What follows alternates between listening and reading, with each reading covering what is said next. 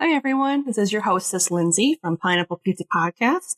The following is an episode that Emily, Ashley, and I recorded of my podcast, Ye Olde Crime, where they both were guests in my sister Maddie's absence. And it was sort of the first time that all three of us had a chance to record together. And it was also when we came up with the idea of Pineapple Pizza Podcast. So enjoy. Now on with the episode.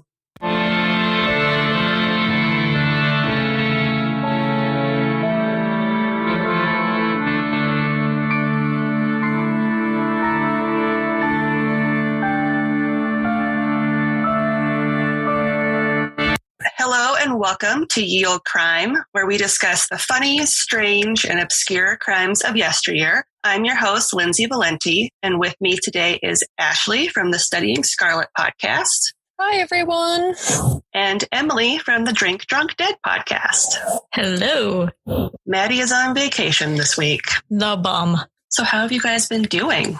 You know what? I'm alive still, so I'm not going to complain a whole lot. You got your new book. I did get my new book. It is really messed up, but of course it is because it's for our show. So I've been reading that most of the day. It's been very interesting, but also disturbing. So you're saying you need to watch like some John Mulaney before you go to bed so you don't have the reading nightmares? That's a great idea. Maybe I'll hit up New in Town because I just watched Comeback Kid for like the 17th time 3 days ago. And whenever I'm feeling down, I can just put on a John Mulaney bit and be like, I'm better now. Everything's all better when someone makes you laugh. Yeah, this is true. That's why you're so good at what you do, Lindsay. I try. So today's topic is going to be about the first cremation in the United States. Woohoo! I am really fascinated that this is a thing. I can't wait to hear who decided they were going to do this. Yeah, it was a pretty interesting read. Like I read one article on it and I was like, I know there's more. And then I went down a rabbit hole and was like, this is fascinating. So hopefully you guys will also find it entertaining. Looking forward to it. Me too. So information was pulled from the following sources. 2018 Plimpton Curry Funeral Home article by Ron Curry. A 2016 Atlas Obscura article by Amy Elliott Bragg. A 2015 A Good Goodbye article by Gail Rubin. A 2009 Pennsylvania Center for the Book article by Megan Sickles. A How Stuff Works article by Michelle Kim. The Cremation Association of North America. And last but not least, Wikipedia. Wikipedia.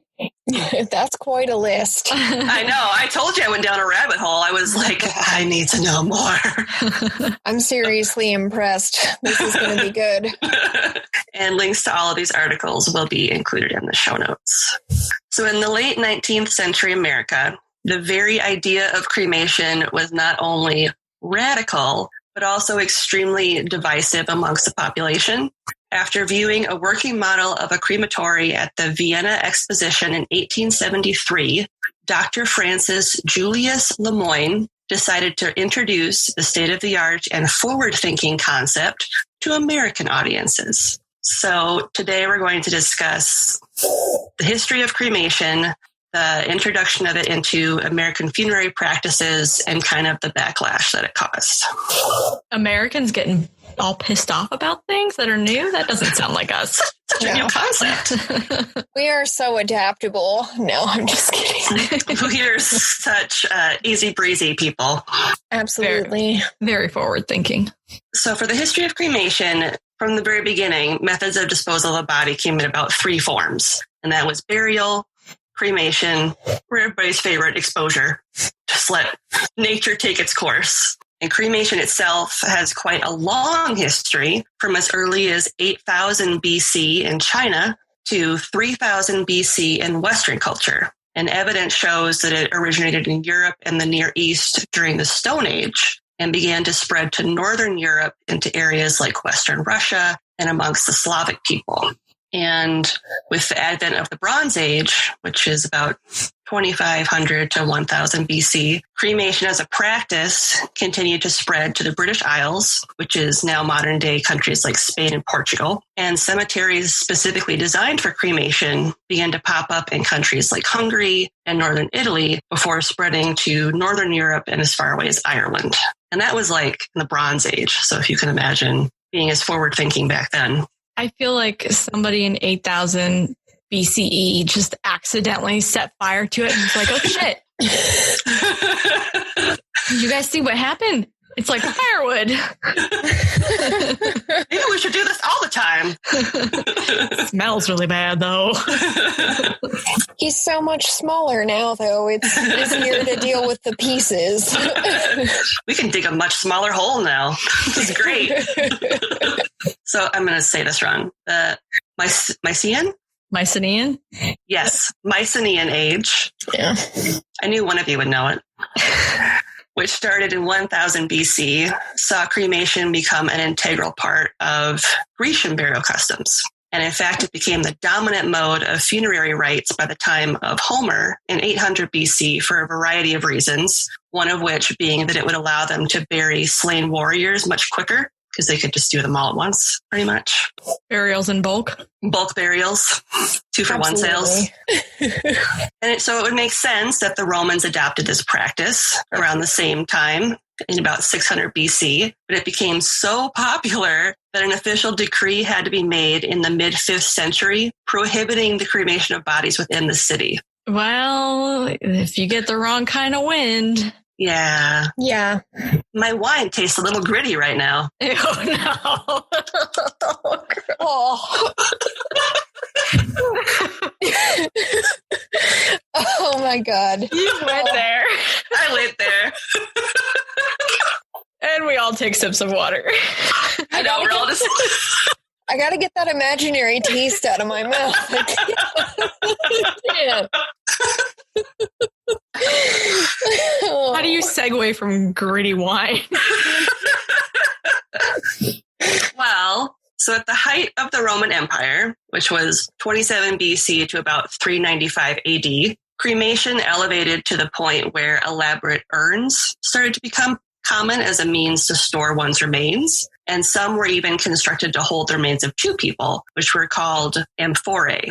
And the Romans would construct these columbarium-like buildings. So think like buildings that have a lot of shelves, like little storage, like nesting box type shelves, which they would use to display and store these decorative urns. So people could come and visit them and pay their respects, and also to kind of show off, hey, look at this fancy urn that I got for my mother or whatever. But unlike the Romans, the Greeks chose to bury the urns of their loved ones in tumuli, or mounds of stone and earth. And even though it was a common practice amongst the Romans, the practice was viewed as pagan and unholy amongst early Christians and clashed with the traditional sepulture and entombment practices of Judaism, which, I mean, they didn't really start accepting that as a practice until fairly recently as an option for Judaism. Makes sense, actually, though. Because what didn't hit the fan when Rome started getting involved with Christianity? Yeah. And in fact, nice segue, thanks to Constantine's crusade to Christianize the entire empire, earth burial replaced cremation as the preferred method of body disposal in 400 AD. And for the next 1500 years, it would remain as the accepted mode of disposition throughout Europe, with the exception being rare instances of cremation in times of plague or war, which, you know, makes sense. I found this fact particularly hilarious. So during the French Revolution, Freemasons, revolutionaries, and anarchists encouraged the use of cremation as a way to thumb their nose at the church's role in the funeral process. They were such badasses. They were like, F you Catholics. Just to prove my disdain for you, I'm going to have my own body set on fire. How do you like me now? Kiss my flaming ass. And they were just like, oh, how dare you? So what we would consider modern cremation didn't come about until around a century ago, after Professor Brunetti of Italy displayed his model of a dependable cremation chamber at the 1873 Vienna Exposition. And after its reveal, the cremation movement began to once again gain ground on both sides of the pond. In Europe, Sir Henry Thompson, who was the first baronet and physician to Queen Victoria, championed the practice of cremation and founded the Cremation Society of England in 1874. And the first crematories in Europe were built in both Woking, England, and Gotha, Germany, a few years later in 1878. Woking? Woking. They were woke. They were so woke, they had to make a whole town named after it. Ashley's just groaning over there. It's like, oh God. I'm all right. I'm good. I'm actually surprised that that's that recent, though, because I kind of thought we would have gotten there a little sooner. I knew that they burned bodies in the plague, so maybe that's just why I thought we got there quicker than the 1800s. Well, you think about it, they wouldn't even allow dissections for a long time because the bodies had to be whole. It was that whole belief of like Jesus rising up, and after his death, you had to have your body whole if you ever had any hope of coming back. Yeah. That's like what I mentioned in the last episode with the fairy coffins. Like they were, if your body wasn't whole when you were buried, it was like, how are you going to come back? You can't. So in North America, the first open-air cremation took place in 1792 as Mr. Henry Laurens had a fear of being buried alive and insisted on the practice being done, which is fair. However, the first modern crematory wasn't constructed until 1876 by Dr. Francis Julius Lemoyne in Washington, Pennsylvania. Woo, PA! Local pride for burning bodies. You know, you guys did it. I want to know why this guy is more concerned about being buried alive than he is about being burned alive. Yeah, that's fair. That's a good point. Maybe because it's like if you if your clothes started on fire, you would wake up faster. Whereas if your oxygen's already being low, if you're buried in the earth, you know what I mean? Is he that deep of a sleeper that he's that concerned about it? I don't know. I mean, that used to happen though, like all the time. Had to have those bells at the grave. So I get where he's coming from with like, don't put me in there if I'm alive, guys, but I don't want to be set on fire if I'm alive either. That's true. That's true. Yeah. No, thanks. I'm glad I was born in the period of history that I was. Let's just say that. Me too, because I'd probably already be dead at this age. Yeah, probably. Me too. So right now we're going to talk about Dr. Francis Julius Lemoyne. I think I'm saying his name right. So Dr. Lemoyne was born on September 4th in 1798 to Dr. John Julius Lemoyne and Nancy McGully in Washington, Pennsylvania, which is, I looked, just 30 miles southwest of Pittsburgh. That is correct. Can confirm. There you go. Road trip. Let's do it. I'll go visit the very first crematorium. It looked very cute from the pictures that I saw. I was like, aw, look at how cute you are. Little brick building. So Dr. Lemoyne spent most of his childhood shadowing his father, who in addition to being a physician, also spent time, one time or another, as an innkeeper or a druggist. He was also an amateur naturalist who enjoyed wildflowers and exotic birds. So he spent a lot of time learning a lot of different trades and being around a lot of different people. Lemoyne attended Washington College before enjoying a successful career as a medical doctor and apothecary. He was also a civil rights activist who would regularly open his home and other properties to slaves as they headed north on the Underground Railroad, which I thought was pretty badass. Yeah, I like this guy. This guy's awesome. He's got chops. Yeah. And Lemoyne also believed strongly in education and helped start Washington's first free public library, which was named the Citizens Library, and the Washington Female Seminary. So he didn't just talk it, like he actually cared a lot about making sure people were taken care of and like treated fairly and stuff, which I thought was really cool in a time when that wasn't as popular of a thing. Yeah, absolutely. That seminary alone's pretty groundbreaking because people didn't really like to teach us lady folk to read too often back in the day, just in case we had thoughts. Yep. Don't let the women get too smart. Yep. So, and as he got older and his rheumatoid arthritis and diabetes started to take its toll, by 1855, he turned his attention away from medical practice and more towards medical research, specifically what should be done with the bodies of the dead. And before building the crematory on his own property, Lemoyne approached a local cemetery to see if he could construct it on their land. They immediately dismissed him with disgust and horror, like, F you, no way, get the hell out of here. Like, no. So, which is always how you want to have your requests responded to. I think Ashley feels like that sometimes. Oh, yeah. I do. I know how he feels. If he were in modern times, I can tell you he would have gone home and eaten a pint of Ben & Jerry's because that's the cure for sadness. Yeah. Watch some sad TV or listen to some sad music. Cry for a little bit. Pretend you just have allergies. It's fine. I was just spending a lot of time outside. It's fine. It's the pollen. So Lemoyne enlisted the help of his friend John Dye, who drew inspiration for Lemoyne's crematory from the one built by Frederick Siemens in Germany. It was a revolutionary design in which the flames never actually touched the body, which was kind of cool. So it's like a pig roast? Yeah, it's pretty much just heat alone is what destroys the body. I guess I never really thought about it. Yeah, I hadn't really either until now. And then I was like, oh, okay. It's crispy. Don't forget to flip it. Just kidding. That was bad. Is that where they came up with the long pig? Maybe. You didn't. She had gritty wine. I did.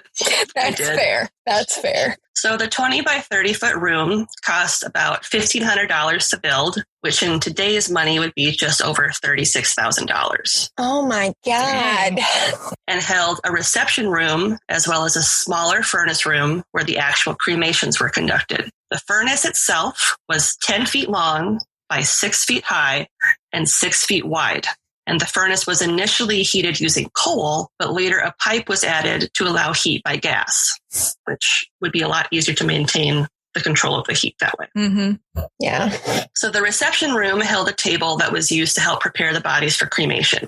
Lemoyne would have the bodies wrapped in a linen sheet and a type of plaster to protect observers from seeing the graphic breakdown of the body. And the wrapped body would then be covered in herbs, spices, pine branches, and flowers in a pretty vain attempt to mask the smell once it was, put in the oven, basically. Which brings us back to Dr. Lemoyne and his trial cremation. Oh, trial. I'm so worried. I know. Worried. Well, I did read that prior to this, he tested it on a bunch of his own dead sheep to make sure that it actually worked how he wanted it to work. Mm-hmm. And I was like, those poor sheep. If they were already dead. That's true. I'm sure if they were covered in wool, you wouldn't have to necessarily wrap them in linen because they've already kind of got their own. They should be pretty flammable. Yeah, you'd think they would go fairly quickly with or without the flames. Firewall.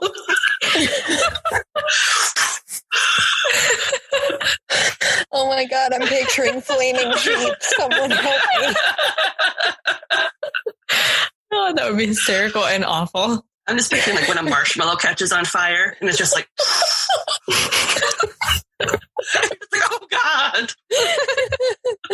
Oh my God. On that note,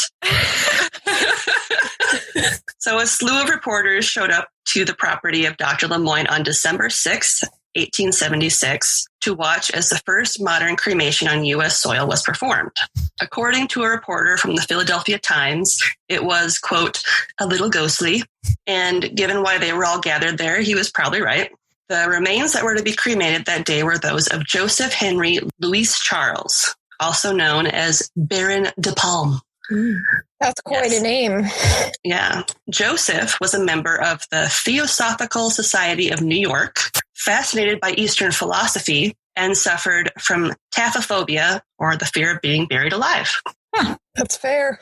So Joseph was a recent immigrant to New York from Austria, who found himself bankrupt and very ill, even though he was of noble blood. And thankfully, Dr. Lemoyne vowed to cremate him free of charge if Joseph was willing to be basically his test subject. So his friend Henry Steele Alcott, who was a close friend of the Baron's, arranged the transport of Joseph's body to the care of Lemoyne in early December by way of train, which that'd be fun to be sitting next to that guy on the train.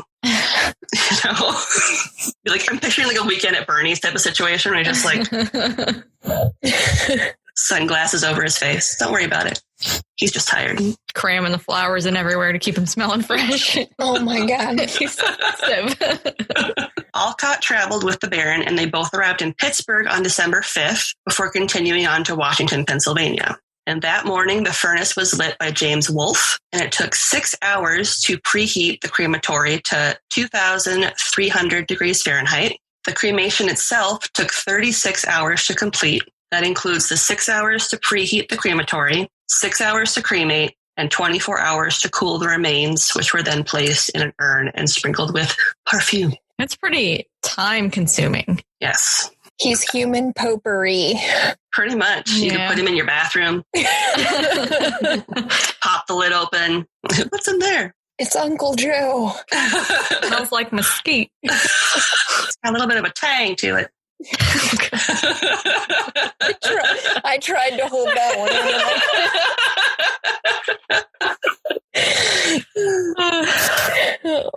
So Joseph was placed in the furnace at approximately 8:20 a.m.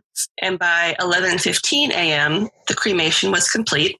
When all was said and done, the cremation cost just $7.04, or just under $172 in today's money. But it cost the guy like $36,000 to build that place. Mm-hmm. And it took essentially 2 whole days for one body. Yeah. How's he ever going to make that money back? I don't know. So a Times reporter who witnessed the cremation of Baron de Palm was horrified by what he saw, stating, quote, "If de Palm could have foreshadowed the startling scenes his poor bones would have to go through, he would have thought twice before he jumped into the fire," end quote. And I was like, it's not like they just threw him in the fire, man. Did they observe the whole thing, the whole 6 hours? I might not have put it in there, but the furnace itself had like a double door system, but there was a window so you could look in and observe so you would know when it was done. And I think the reporters took turns looking in through the window to kind of like view the process, because I read on one site that there were like 20 or so reporters and noble people that came to watch this happen. And there were also like hundreds of people outside trying to look in through the windows to see what was happening. But yeah, they would like take turns looking at the window to kind of see what was actually happening to the body. Well, when you burn a body, the bones get pretty brittle and they shatter, don't they? Mm-hmm. And you get shards. I imagine that would be pretty freaking shocking. Yeah. You're thinking about, they're imagining probably something being entirely ash, just the way your wood would be, but bone doesn't burn like that. No, it doesn't. But a lot of people don't know that even today. Yep. So if you're unfamiliar with that and you weren't prepared to see bones just shattering and shards of them, that would probably be pretty shocking. Yeah, that would be pretty freaky. A visitor to the crematory described the room as follows in an article of the Observer Reporter. Quote, "Everything was plain, repulsively so, just a practical corpse incinerator, as unaesthetic as a bake oven." What are you supposed to fancy that thing up?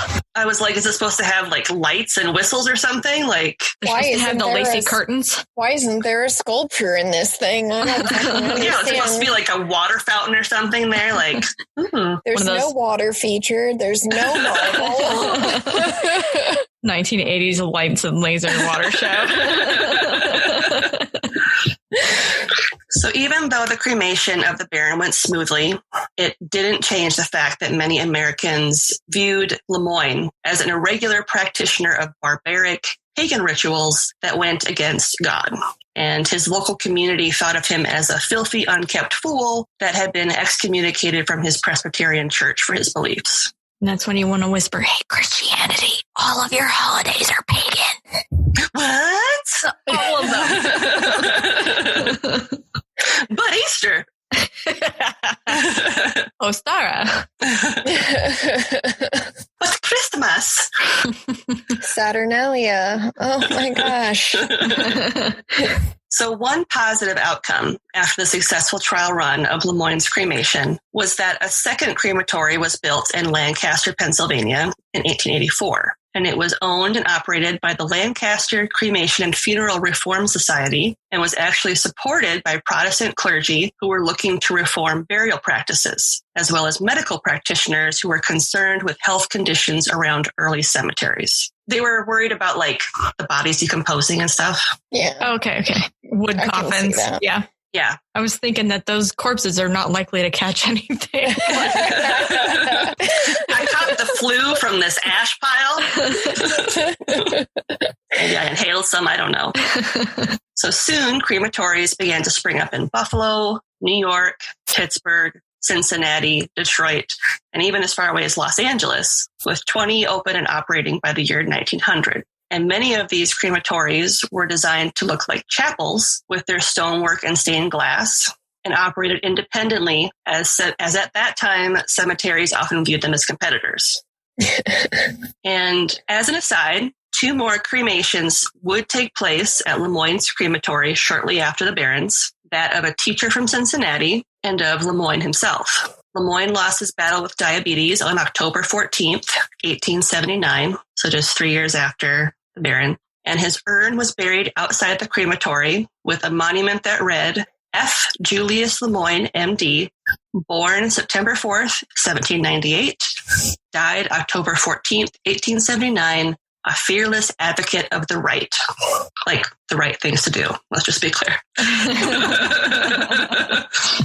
He was pretty old. Yeah, he lived to be pretty old, which is impressive considering he had diabetes. Yeah. Especially at that time, there weren't any good ways to treat it at that point in time. So the crematory itself closed in 1901 after performing 41 successful cremations. And the building itself is being preserved by the Washington County Historical Society. So you can actually still go there and see it and stuff. And I think I read that they pretty much have as much of the original stuff inside as possible. Like they even still have the cremation table that he would put the people on to get them ready.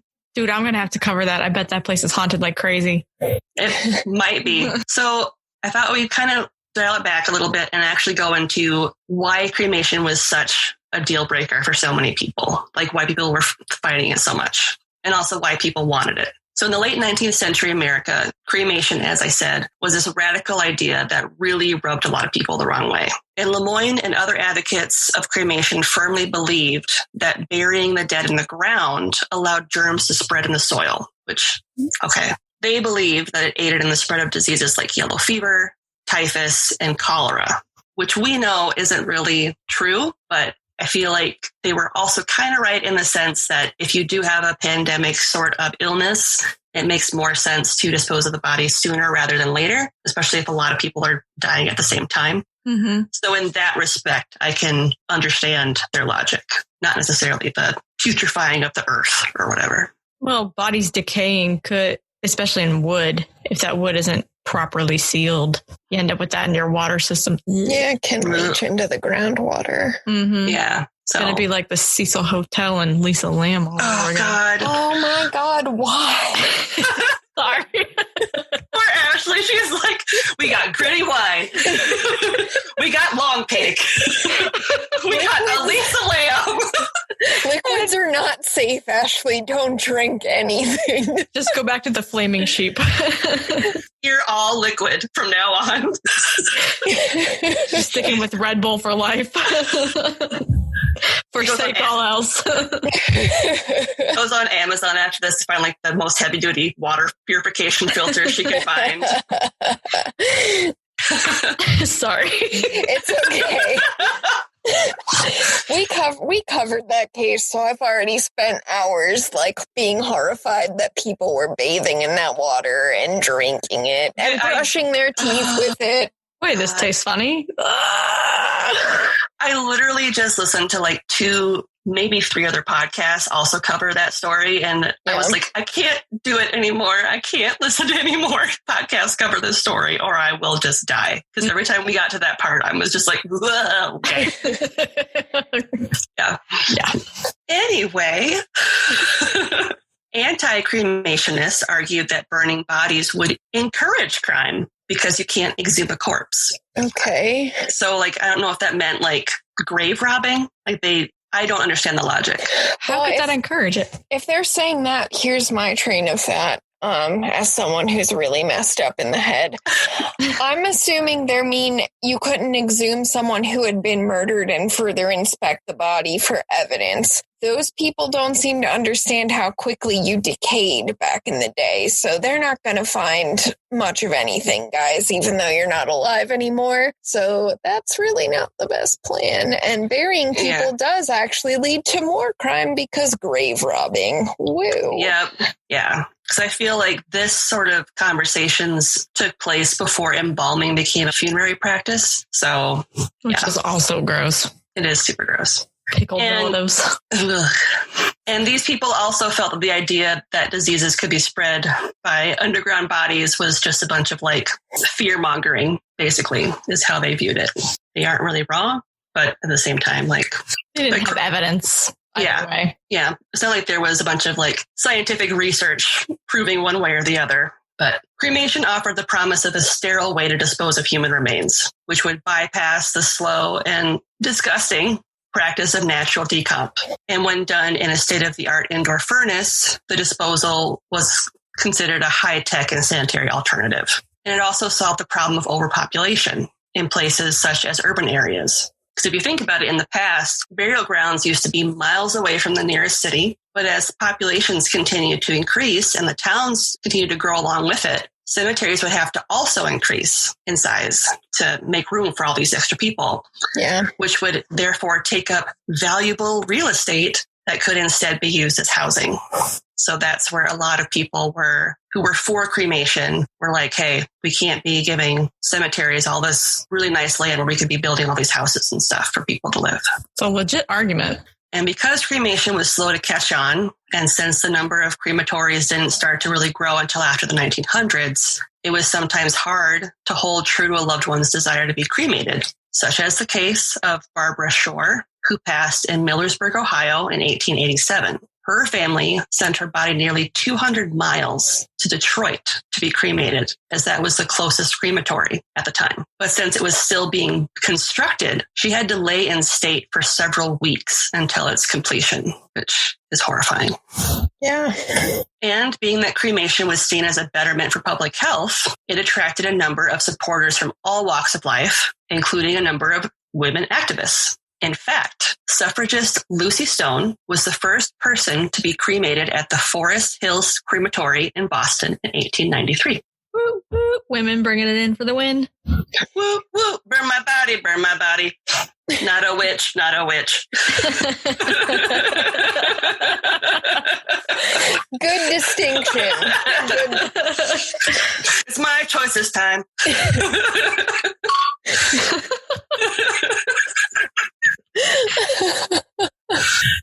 And by the turn of the century, the sensationalist attitudes towards cremation started to wane, and the practicalities of its use started to sway more and more people. It didn't cost as much because you didn't have to purchase a plot in the cemetery or pay for a really nice marker. In fact, most cemeteries came to the same conclusion and decided it would make sense to team up with crematories instead of trying to fight them over who would get the bodies of the dead, basically. And fun fact, in 1899, Mount Auburn Cemetery, which is one of the original rural cemeteries in the United States, hired an architect to turn an existing chapel on their grounds into a crematory, thus marking it as the first cemetery crematory in the state of Massachusetts.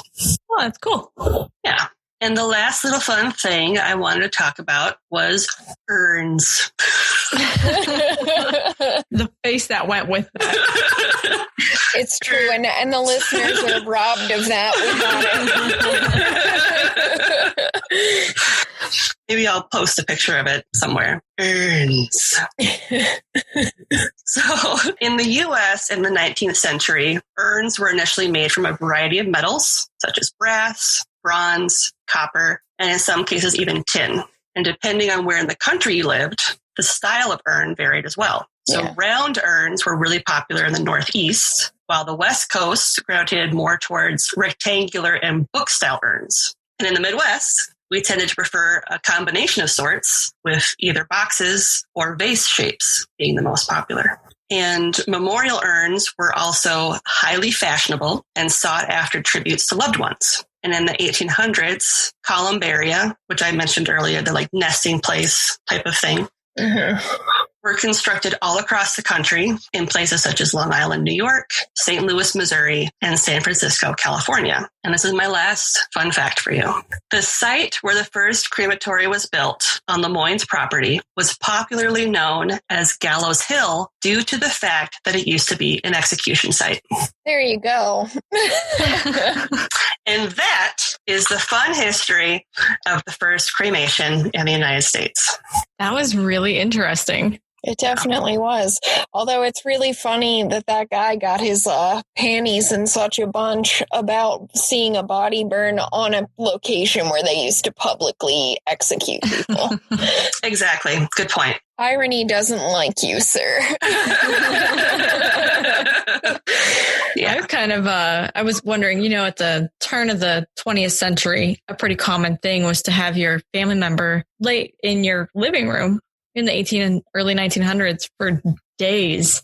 Oh my God. So if they did that and then went to a crematorium, they could not have been any kind of fresh by that time. No wonder they had to use a whole bunch of mesquite chips. Like they had to cover that up. You just went in on it. Would you like mesquite or hickory for your cremation? I was feeling a little bit of cherry today. Oh, that's a very exotic choice. Congratulations. Well, if they're going to be competing over who has the prettiest urn. Yeah. Because they were. Well, obviously, who has the prettiest urn and whose ashes smell the best based on what we dumped in them after we burned you. Yeah. I feel like I read on one site that some hoity-toity guy was talking about the stuff that they would put on the linen before they put them in, that they basically would douse them in like a mix of like frankincense and myrrh before they put them in there. And I was like, okay, you fancy. Like, oh my God. So yeah, what do you guys think? I thought it was awesome.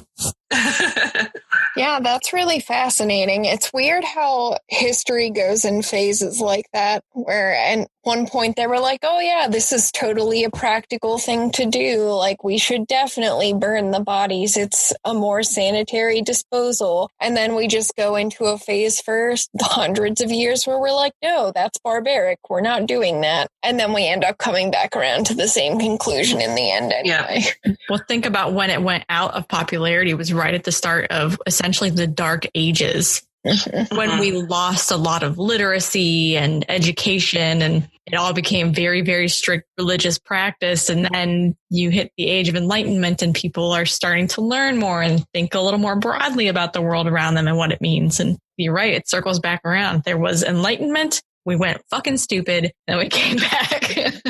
And now I'm starting to get worried about where we're headed. Yeah. It's okay. It's okay. Yeah. Well, and I debated on going into like the history of how cremation affects different religions. Yeah. But I was like, that would have just taken me on another huge rabbit hole. But I do know that, like I said earlier, in Judaism, for various reasons, they were very against it for a very long time. And it wasn't until very recently that they've considered it to be something that you can do. Most sects of Judaism that allow you to do that are the more progressive ones. Yeah. A lot of the more traditional ones, if you are cremated, you basically are not considered Jewish anymore.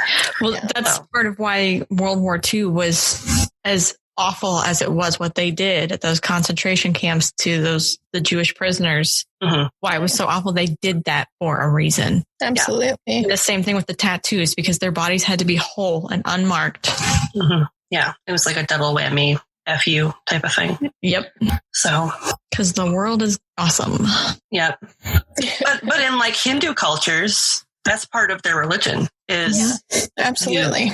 Is cremation. That's one of the 16 rituals, something like that for your life that's how you're supposed to go. So in some religious cultures, that's just part of what it is. That's just what you do.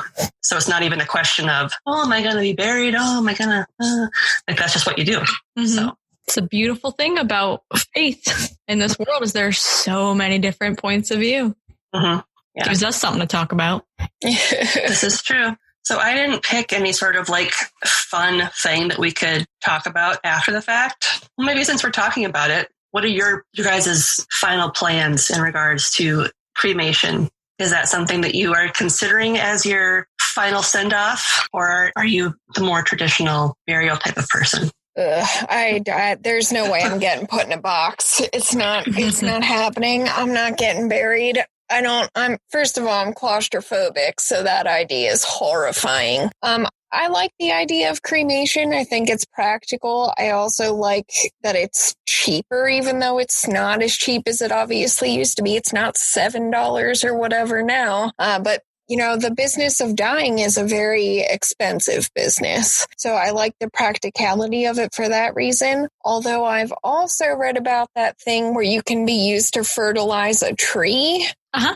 And I'm going to be honest, that appeals to me a lot. So if I had to pick right now, I would pick the tree thing, because then I get to help give life to a tree. And that sounds really awesome. You can still do that after being cremated. Can you? Yeah. Yeah. They cremate you and then they put the seed in the ash. I think it's mixed with some soil too, but basically you help fertilize the tree.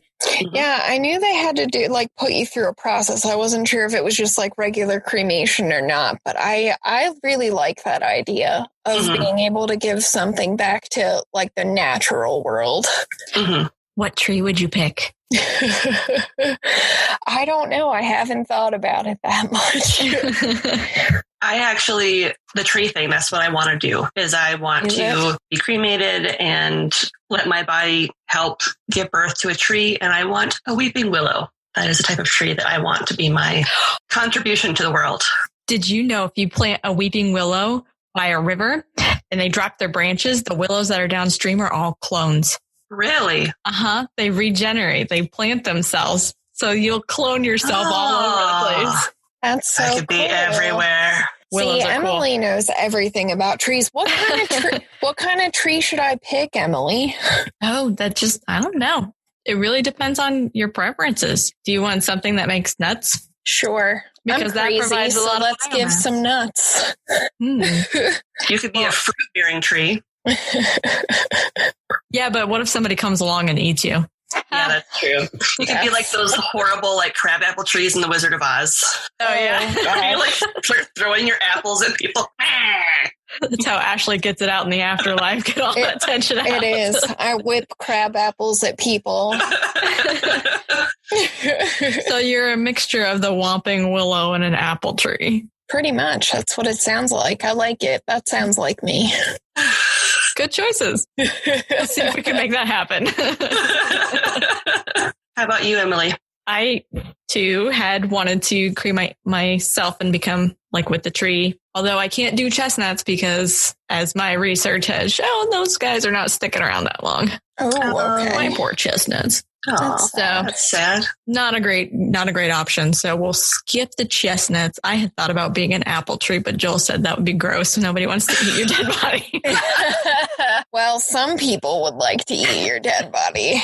No. Long pig.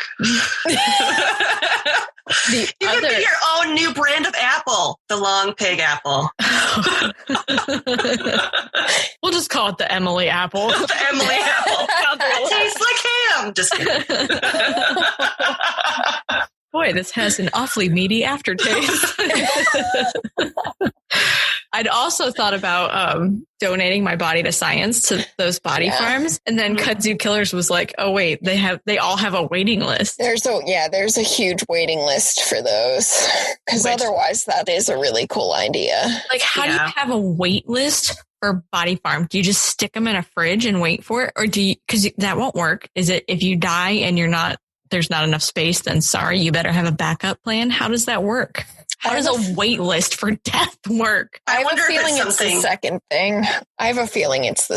Because they're not going to be able to preserve you for like a super long time. You need to be like relatively, I hate to say it, but fresh. Yeah, for scientific purposes. To be useful for science. So yeah. Yeah, I feel like it's something that you would sign up for. Like way in advance. Way in advance. And then if your time comes and they're like, sorry, we don't have a spot for you, then it's plan B. Yeah, that sounds like the most practical way that would work to me. Mm-hmm.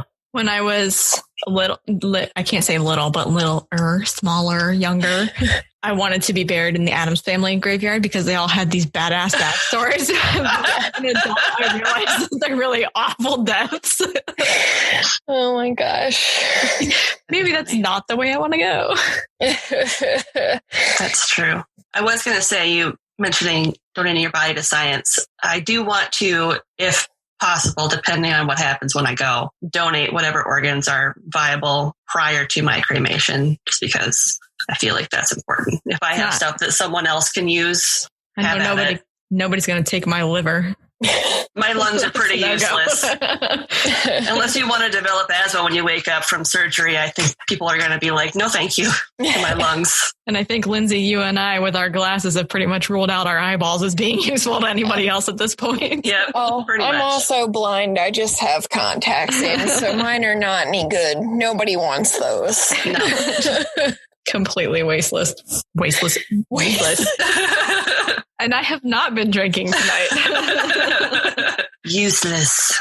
Well, death is fun. Always fun to wrap death into everything. I just keep going back mentally to the sheep. Yeah. Like, I picture them, like when kids, do you remember Dennis the Menace when he had the flaming marshmallow and he's winging it like this and it goes fly? Yeah, I do remember. That's what I keep picturing. It's just this sheep airborne on fire.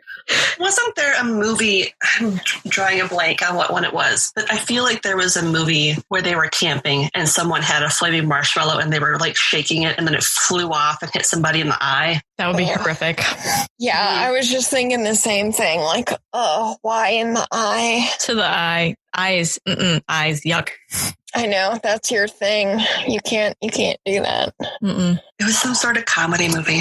It probably exists though, because we do things like that and we're like, this is really funny, but then when you tell people about it later, they're like, that's not a real thing. It's always a real thing. It's always real. Mm-hmm. I feel like it's something Steve-O did. Yeah, or Johnny Knoxville. Mm-hmm. Yeah, I feel like it was a movie. I'm remembering it right. Lyle Lovett. My God, the country singer. Oh God. No, I need to know. It kind of sounds like a bushwhacked scene. It was the new guy. Okay, I've seen that. Okay. Yeah, he was, I think he was DJ Qualls. Is that his name? Yeah. He was his dad. Something like that. Okay, yeah. Even though he was so goofy and weird. I'm a nerd, sorry. You're in good company. We're all nerds. Yeah, I was going to say, like, who are you talking to? There's no need to apologize. No, not at all. Has your plague doctor got a name yet? Not yet. Has anybody but me voted? Yes, we've had a couple voters. Are they voting all over the place? Yeah, they're just kind of all over the place. So oh, no. It's not helping. It's not helping. So I put out the link again today, and I'm just going to be sharing the link every day. And then if there's two that are close, I'll do a Twitter poll and just do a runoff. Mm-hmm. Yeah. I feel bad that he doesn't have a name. He's so soft. Like the softest thing I've ever owned. When we went to Spirit Halloween today, there were a whole bunch of plague doctor costumes, a whole bunch of different kinds. Yeah. That's going to be a hot seller this year. Yeah. Last year, everybody's like, that's so weird. Well, and it's funny because I think Maddie asked me one time, she's like, why do you like them so much? I said, well, okay, to be fair, it's hilarious. Like, look at this guy. But two, when I was 16, I went to the UK and Ireland for 3 weeks as part of this, like, student ambassador program type thing. Nerd. I know. But when we were in Scotland, specifically in Edinburgh, we went on like a haunted tour, and they took us to one of the areas where like the plague was a really big deal, and where they basically ended up building the city on top of where the plague took place. And they actually had a plague mask, and they asked if somebody wanted to try it on. And I raised my hand like super fucking fast. And I got to wear it. And it was like this brown leather thing, but like the nose was like super, super long. And it's because they would like stuff it like chock full with like, flowers and stuff. And it was funny because I put it on and I'm such an asshole. Like the moment I had it on, I turned to one of my friends. It was like just like such a dick. And she screamed bloody murder. She was so pissed at me, but I was like, yeah.